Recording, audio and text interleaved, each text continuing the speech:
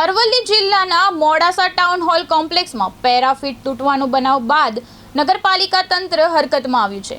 ગત રાત્રે જર્જરિત અને જોખમી પેરાફીટને પાલિકા દ્વારા દૂર કરવાની કાર્યવાહી હાથ ધરવામાં આવી હતી। ભૂતકાળમાં ખાસા સમયથી ખંડિત હાલતની અંદર તિરાડોને બધું સ્લેબને એની અંદર થોડું ઘણું ક્ષતિ દેખાતી હતી। તે ધ્યાને લઈ 2023ની અંદર ચીફ ઓફિસર સાહેબે અને અરજી પણ આપેલી હતી કે ભાઈ આ રીતના આવું કામ થઈ રહ્યું છે તો દુકાનોવાળા પણ અવગત થાય।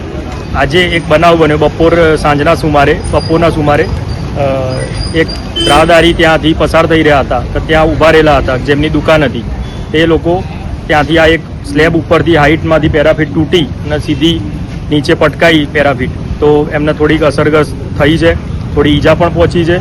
હવે આગામી સમયની અંદર નગરપાલિકા અમે કારોબારી અધ્યક્ષ, પ્રમુખ સાહેબ, ઉપપ્રમુખ સાહેબ બધા ભેગા થઈ આનો એક સર્વે કરાવવા માગીએ છીએ અને આગામી જે તે અધિકારી છે ફાયર વિભાગના અને મ્યુનિસિપલ એન્જિનિયર એમને અમે અત્યારે મૌખિક રજૂઆત પણ કરી દીધી છે કે ભાઈ આનો સર્વે કાલની હાલતમાં કાલના દિવસ સુધીમાં થઈ જાય અને એ સર્વેના આધારે એ લોકોને ફરીથી અમે નોટિસ આપશું। આ નોટિસ અમે પ્રી મોન્સૂન પ્રક્રિયાના ભાગરૂપે પહેલાં આપેલી છે, પ્રી મોન્સૂન કામગીરી શરૂ કરીએ પહેલાં એવું મને અધિકારીએ જણાવ્યું છે।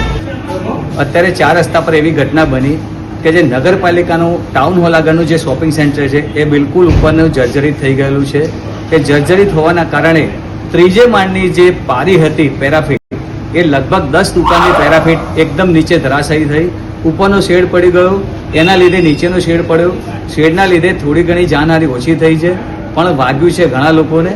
એમાં આપણા મોડાસાના RSSના જે મેન ઘડવૈયા છે એમાં મોહન કાકા પટેલ જે આનંદપુરના રહેવાસી છે એમને માથામાં બહુ જ ઈજા થઈ છે।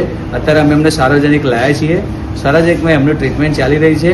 બીજું મારે એમ કહેવું છે કે નગરપાલિકાને ધ્યાન દોરવા માટે કે હવે ચોમાસું આવી રહ્યું છે અને ચોમાસું આવતા પહેલાં જ આવી જર્જરિત બિલ્ડિંગને નોટિસ આપવામાં આવે, નગરપાલિકાની હોય તો એ જાતે ઉતારી લેવામાં આવે, નગરપાલિકા સિવાયની જે પણ બિલ્ડિંગ હોય એને નોટિસ તાત્કાલિક આપવામાં આવે। આવી જ એક મારા નજરમાં બી છે કે